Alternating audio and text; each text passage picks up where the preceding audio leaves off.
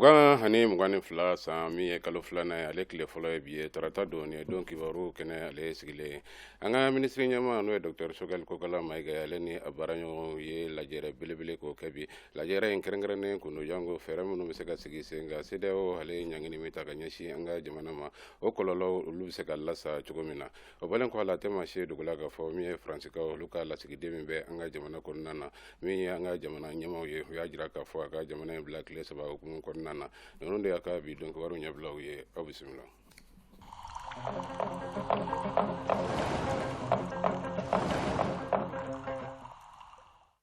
An bɛ fasodenw de kama ka kan min ye fasodenw ye ka danaya ka da transition ma u kan ni kuma ye kuma min ni a bɔra an ka minisiri ɲɛma ale da n'o ye Dr Choguel Kokala Mayiga ye a sɔrɔ olu ka ɲɔgɔnnajɛrɛ belebele ho senfɛ sɔgɔmada in na a kɛra u yɛrɛ ka cakɛda hale kɔnɔna na min ye ɲɔgɔnnajɛrɛ in a bɛ tali kɛ fɛn min na min ye CEDEAO ni UEMOA ye u jɛra ka ɲangili minnu ta ka ɲɛsin an ka jamana ma fɛɛrɛ minnu bɛna sigi sen ka teliya la jango kɔlɔlɔ olu bɛ se ka lasa cogo min na ale kɛnɛ kana na min ye don kibaru tɔgɔ ye Hawa Ba Kamara ale tun bɛ yen nɔ a ye fɛn minnu sɔrɔ an ka jɛ ka olu lajɛ.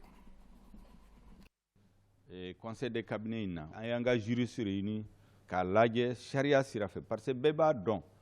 ko embargo in a bɛ sariya bɛɛ sɔsɔ a tɛ CEDEAO sariya kɔnɔ a tɛ UEMOA sariya kɔnɔ a tɛ Union africaine sariya kɔnɔ a tɛ ONU sariya kɔnɔ a bɛ sariyaw bɛɛ sɔsɔ donc an y'an ka juristes réunis pour qu'an ka plainte préparer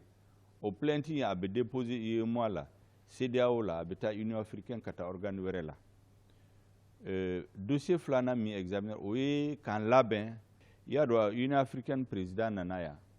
ale ni président kumana a ko k'an bɛ taa an balimaw voir CEDEAO kɔnɔ ka négociation daminɛ tuguni donc o la an ye équipe fila sigi l'équipe politique o équipe kɔnɔ Mali de b'a diriger mais jamana min bɛ sɔrɔ o kɔnɔ o ye Algérie, Mauritanie, Sierra Leone, Nigeria, Togo, olu de bɛna sɔrɔ a kɔnɔ ka négociation c'est avec l'Union africaine, la CEDEAO, u bɛɛ bɛ fara ɲɔgɔn kan ani le comité de suivi. A comité filanan o ye commission technique min bɛna chronogramme yɛrɛ lajɛ baara min kan ka kɛ o la pour que transition in ka se ka ɲɛ pour que maliyɛnw ka hami a ka se ka taa en compte ani communauté internationale ka préoccupation. Commission fɔlɔ ministre des affaires étrangères bɛna diriger commission filanan au ministre de l'administration territoriale, ani Mali ministre saba, ministre de la refondation, ani ministre des réformes politiques institutionnelles. Ale fana bena élargi jamanaw to bena u ka représentant ani CEDEAO yɛrɛ ani comité de suivi u ka technicien bena u bɛ baara kɛ ɲɔgɔn fɛ. A laban bɛ min fɛ o ye maliyɛnw k'a dɔn k'u ka gouvernement bɛ baara la. A bɛ baara min na fala maliyɛnw nafa bɛ min na an sinsinlen b'o de kan. Mais an b'a ta en compte fana situation min bɛ communauté internationale fɛ pour que transition a ka se ka se transition min bɛ maliyɛnw nisɔndiya maliyɛnw ka nafa bɛ min na pour que élection ka se ka kɛ bɛɛ ka i yɛrɛ sɔrɔ basigi kana jamana kɔnɔ élection ka kɛ ka sɔrɔ sɔsɔli ma k'a la transition ka se ka ɲɛ bɛɛ bolo. A bɛ hakɛto ɲini kɛ aw fɛ ɲininkali a kɛra maa min fɛ o ye Hawa Ma Kamara ye a tɛ maa si ye dugu la an bɛ waatini min na ko sisan kabi kunungo min ye an ka jamana marabagaw ye o y'a ɲini min ye Faransi lasigiden min bɛ an ka jamana kɔnɔna na a ka se ka an ka dugu k'a to an ye ayiwa ko jumɛnw de nana ni a ye fɛɛrɛ jumɛnw nana bɔ a kan yɛrɛ fana min ye ɲininkali ye a sɛmɛnna an ka minisiri min ni ale ɲɛsinnen bɛ an ka jamana ani jamana wɛrɛ cɛ ko ɲɛnabɔ ma n'o ye Abdoulaye Diop ye ɲininkali kɛra maa min fɛ o ye Nuhu Sisoko ye.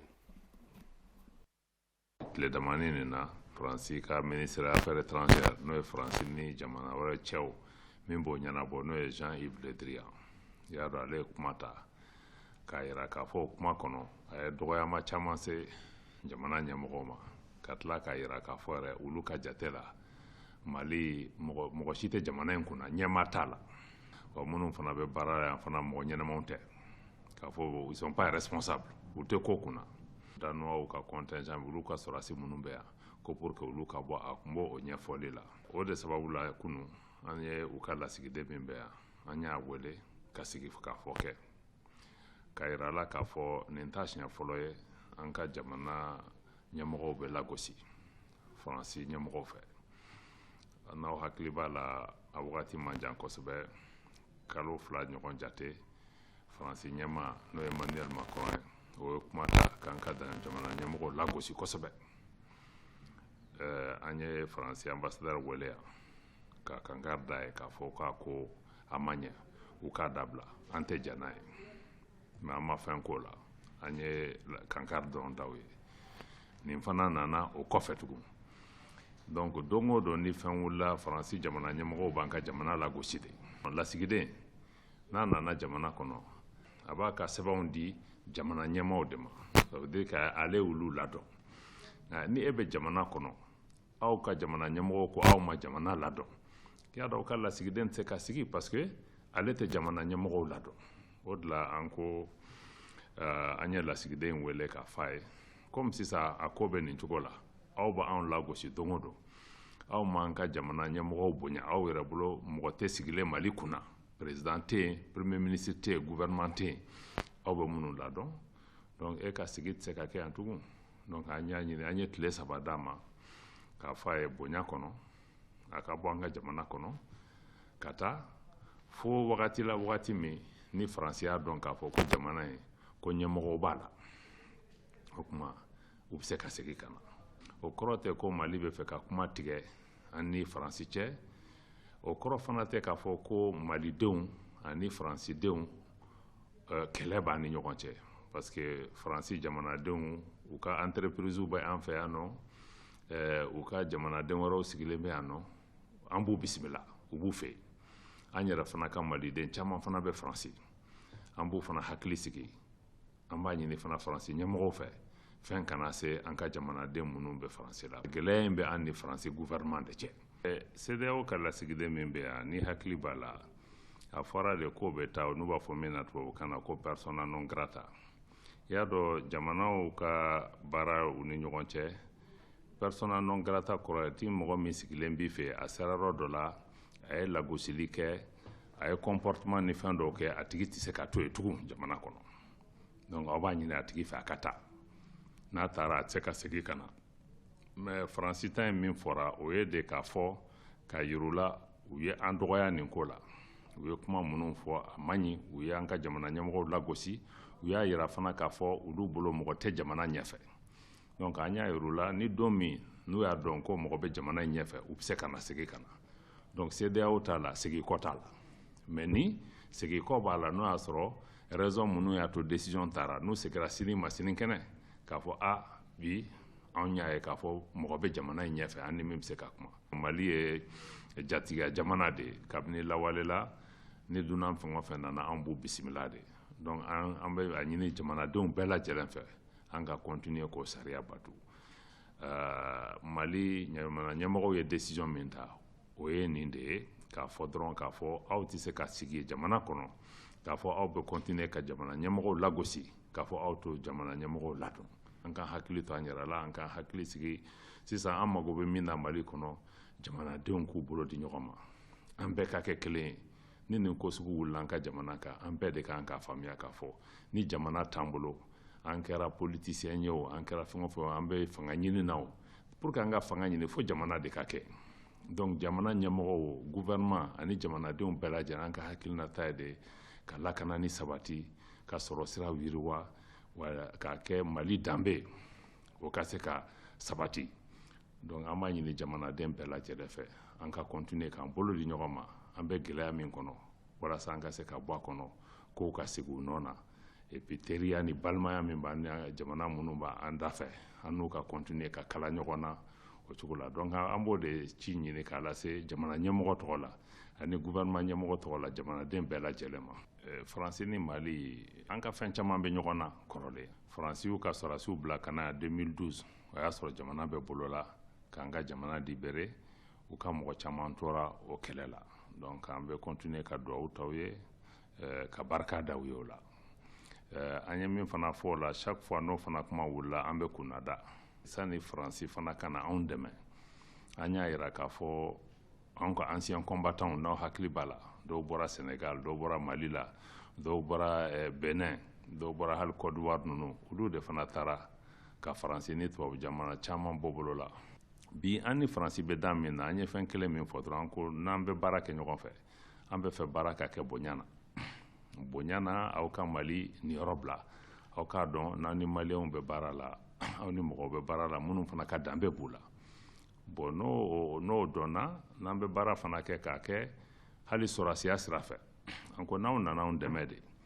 f'aw ka dɛmɛ latɛmɛ anw bɛ fɛ a ka tɛmɛ sira min fɛ de min anw bolo o bɛ laban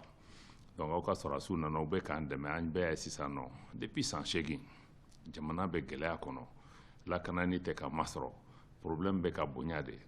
a daminɛ tun ye terroriste ye après kana siyakɛlaw don kɔnɔ après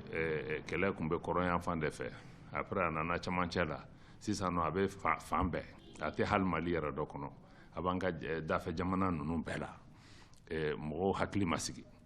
donc an ko san 8 o ko tɛmɛnen kɔfɛ Mali jamanadenw ani hali an ka dafɛ jamanaw bɛɛ de wulilen don k'a fɔ ko kɛlɛ bɛ ka kɛ mɔgɔw bɛ ka sa joli bɛ ka bɔn k'o lajɔ donc n'o bɛ lajɔ f'an ka fanga di an ka sɔrɔsiw de ma fɔlɔ ka minɛn d'olu ma olu ka se ka baara kɛ cogo min parce que san 8 an ye minnu essayer n'an ka minnu nana an dɛmɛ bon peut-être u kelen nɔ tɛ mais a ko kɔni a ma bɔ an jimi sira fɛ parce que lakanani kan ka na cogo min a ma na o cogo la peut-être que hali anw yɛrɛ gouvernement an ma an jɔyɔrɔ fa tɛmɛnen na mais bi an bɛ fɛ k'a lajɛ ka kow sigi pour que ka se k'o falen donc an y'o de fɔ an teri ninnu ye n'aw bɛ dɛmɛ kɛ il faut que aw ka dɛmɛ ni aw ka n'a lajɛ de aw ta bɛ fara anw ta kan cogo di an bɛ se ka yɛlɛma jumɛn don an ka baara kɛcogo la pour que an ka jamanadenw ka lakana u ka nimisi wase donc o y'o fɔ an ye je crois que an b'o de kuma na an y'a yira Faransi fana na aw ka dɛmɛ a ka ɲi mais problème ni a sera yɔrɔ min na an bɛ fɛ fana ka mɔgɔ wɛrɛw fana ka na ka dɛmɛ kɛ o de la Russie ko kuma fɔra k'a fɔ ko bon Russie fana depuis lawale la olu ye Mali ka partenaire ye an n'olu ye baara kɛ u y'an dɛmɛ donc k'an bɛ taa olu fana wele u k'an dɛmɛ baara la o bɛ kɛ wagati min o y'a sɔrɔ tubabuw yɛrɛ y'a jira ko bon olu nord ni u ka opération bɛ Barkhane k'olu bɛ taa bon n'u bɛ taa kɔni fo Mali fana ka fɛɛrɛ tigɛ pour que an ka se k'an yɛrɛ lakana donc Russiw ka nali fɔrɔ de kɔnɔ an kɔni bolo Mali depuis wagati kɔrɔw la an y'a jira k'a fɔ anw kɔni ka jamana an bɛ se ka baara kɛ ni bɛɛ ye an bɛ chinois fɛ an bɛ se ka baara kɛ ni américains ye an bɛ baara kɛ ni tubabuw ye an bɛ baara kɛ ni bɛɛ lajɛlen an b'a ɲini mɔgɔ o mɔgɔ bɛ se k'an dɛmɛ k'an bɔ nin dingɛ kɔnɔ olu kana an k'an bolo di ɲɔgɔn ma mais ni jamana kelen de ko bon ne de ta ye Mali ye parce que Mali ye malidenw dɔrɔn de ta ye malidenw de bɛ se k'a fɔ u bɛ fɛ k'o ka tɛmɛ u jimi sira fɛ cogo min a bɛ k'o cogo la mais jamana si tɛ se k'i to kɛnɛ ma k'a fɔ ko Mali aw ni Rusiw tɛ se ka baara kɛ ou bien aw ni Turkiw tɛ se ka baara kɛ ou bien aw ni Chinois tɛ se ka baara kɛ a bɛ fɔ de ma ko souveraineté o ye i yɛrɛ de bɛ se k'o décision ta mɔgɔ wɛrɛ tɛ se k'o ta donc an y'a ɲini jamana tɔw fɛ u k'an bonya u y'an dɛmɛ an b'u waleɲuman dɔn a la an tɛ fɛ ka mɔgɔ gɛn mais Mali ye malidenw dɔrɔn de ta ye tɔw ta bɛ se ka kɛ dɛmɛ de ye mais dɛmɛ fana tɛ se ka sɔrɔ ni bonya t'a la donc fo an ka danbe ka to a nɔ na aw k'an bonya fantanya fana kɔrɔ tɛ i bɛ fɛn bɛɛ muɲu donc o de y'a ni Faransi ka kuma ye sisan k'a fɔ bon an ka kow lataa nin sira fɛ donc aw bɛ na de aw n'anw ka kuma aw n'anw tɛ kuma aw bɛ taa kuma mɔgɔ wɛrɛw fɛ k'olu wuli an kama an ko Faransi ma n'aw bɛ fɛ ka teriya kɛnɛ f'aw ka na de aw n'anw de ka sigi an ka kuma mais n'aw ko jamana ɲɛmɔgɔ tɛ jamana kɔnɔ aw t'a dɔn aw bɛ kuma mɔgɔ min fɛ aw bɛ ka jamana wɛrɛw lawuli pour que bɛɛ ka taa ka Mali kɛlɛ ko k'a fɔ ko coup d'état kɛra yen nɔ bon fo ninnu ka wuli bon hali ni coup d'état ni fɛn ninnu kɛra o ko ninnu bɛ se ka na histoire kɔnɔ quoi mais an b'a lajɛ de ka maliyɛnw dɛmɛ u ka kuma u yɛrɛ ka se ka solution sɔrɔ a la u bɛ bɔ da min fɛ u k'u bolo di ɲɔgɔn ma k'o sɔrɔ mais ni an bɛ gɛlɛya min kɔnɔ solution tɛ se ka bɔ kɛnɛma o fo an teriw n'an balimaw u k'o de faamuya. an ka minisiri so min bɛ yen nɔ ni ale ɲɛsinnen bɛ denmisɛnw ka baara bolodalen olu bɛ se ka waleya cogo min na ani baara kalanko olu ka cakɛda min bɛ yen nɔ ni a ɲɛsinnen bɛ o baarako yɛrɛ jidili ma ni a lakodɔnnen tɔgɔ ye APG ye olu y'u ka san ladala ɲɛnajɛ belebele k'o kɛ ni ye a tako 25nan de ye o kumana fɛn minnu ka baara minnu kɛra u fɛ 20 ani 21 san kɔnɔna na ani baara min ni o bolodalen b'u fɛ 20 ani 22 kɔnɔna na ale kɛnɛ kana na dɔn kibaruw tɔgɔ la Bintu Kamara ale tun bɛ yen nɔ a yɛrɛ fana ye fɛn minnu sɔrɔ an ka jɛ ka olu lajɛ ɲɔgɔn fɛ. APG ye cakɛda ye min jɔyɔrɔ ka bon kosɛbɛ denmisɛnw ka baara sɔrɔ ko la o hukumu kɔnɔ u y'u ka lajɛrɛba 25nan kɛnɛ sigi lajɛrɛ in kun ye ka na ɲɛfɔliw kɛ san tɛmɛnen baarakɛlenw kan ani baara minnu bolo dalen don ɲinɛ san kɔnɔ. APEJ b'a fɛ ka activité 40 ɲɔgɔn kɛ ɲinɛ 2022 kɔnɔ avec un budget de 6 milliards. Maintenant, denmisɛnnin 8,000 ɲɔgɔn de bɛna APEJ ka baaraw bénéficier. Donc an nan'o de da administrateurs kan u fana ka conseil ta walasa baara nin a bɛ se ka ɲɛ cogo min na. Kɛnɛ ɲɛmɔgɔya tun bɛ baarako minisiri bolo. Ale ka kɔrɔfɔw kɔnɔ ko APEJ ye baara caman boloda ɲinɛ san kɔnɔ k'u bɛna hakili falen kɛ o kan. An bɛna u ka baaraw lajɛ u ye min kɛ 2021 kɔnɔ k'o lajɛ u ka plan d'action b'u bolo pour 2022 musaka min kan ka bɔ 2021 k'o fana lajɛ ani u ye activité minnu kɛ 2021 au point d'exercice k'o fana lajɛ. Donc an bɛn'o bɛɛ de lajɛ k'an hakililata d'u ma k'u bilasira. An yɛrɛ y'a ye mois dɔ la an ye stage lancé denmisɛnnin 2,000 ani 250 olu ye stage dir'olu ma ani dɔwɛrɛw bɛ yen sɔnni olu fana bɛna lancé. Donc ani projet wɛrɛw bɛ yen APEJ ni minnu bɛ baara kɛ o bɛɛ bɛna kɛ walasa ka ɲɛsin denmisɛnninw ka baara kɛcogo ma. APEJ ɲɛmɔgɔ ye welewelemada kɛ ka ɲɛsin jamana ɲɛmɔgɔw ma dɛmɛ ko la halisa walasa denmisɛnw caman bɛ se ka baara sɔrɔ cogoya min na barisa denmisɛnw de ye jamana sinsinbere. ɲɔgɔndan min bɛ kɛ ka don jamana ka foroba cakɛda la ni a bɛ fɔ ma fonction publique ka dɔ ka fɔ min y'o laɲini sɛbɛnw ye o bilali o bɛ kuncɛ bi don in yɛrɛ la n'o ye février kalo tile fɔlɔ ye n'i y'a hakili b'a la baara ye anu donn'u fɛ kabiri décembre kalo tile 13 la wa min ye a kɛnɛ ka n'a ye Emma Kulibali ale ni dɔnkibaru baarakɛɲɔgɔn tɔw yɛrɛ ka wuli u sera kɛnɛ kɔnɔna na ka taa lahalayaw ta fɛn minnu sɔrɔla u fɛ an ka jɛ k'olu lajɛ. Kabini décembre kalo tile 13 foroba baaraɲininaw bɛ ka u ka sɛbɛnw ladun ka kɛɲɛ ni ɲɔgɔndan ye ni o ye fonction publique ye.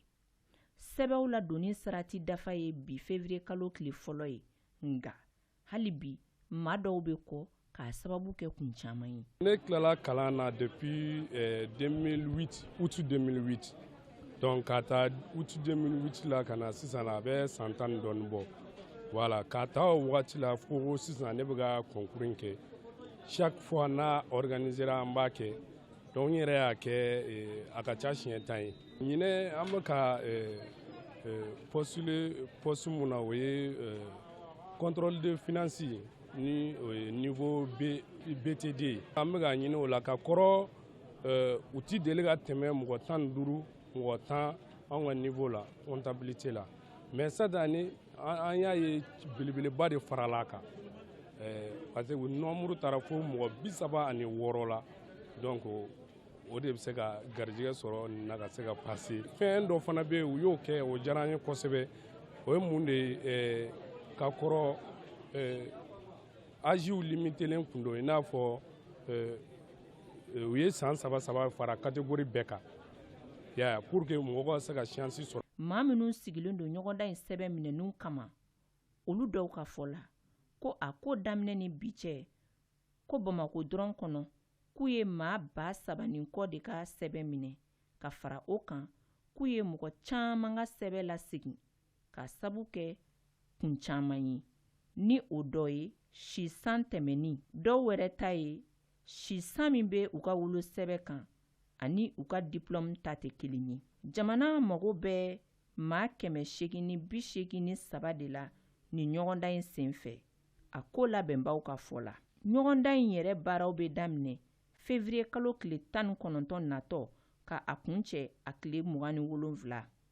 a bɛ kɛ sɛgɛn lafiya bɔdon dɔrɔn na.